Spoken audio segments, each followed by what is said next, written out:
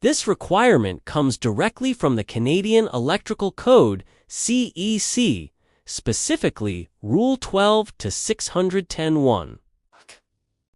The rule states, where conductors issue from armor, they shall be protected from abrasion by an insulating bushing or equivalent.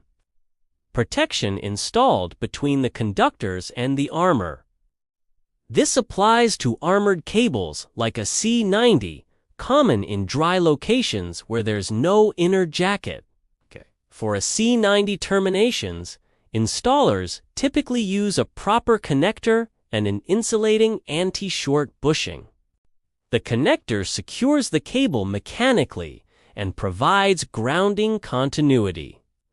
The separate insulating bushing provides the required abrasion protection inside the armor's cut end, preventing the sharp edges from cutting into the conductor insulation. This combination ensures compliance and is what inspectors expect for a C9 OBX in Canada. This differs from USNEC practices for Type MC cable. For cables like Tech 90 with an inner jacket, you can often skip the bushing if you leave the jacket protruding 5 mm or more. But a C90 doesn't have that jacket, so the bushing is the go-to method.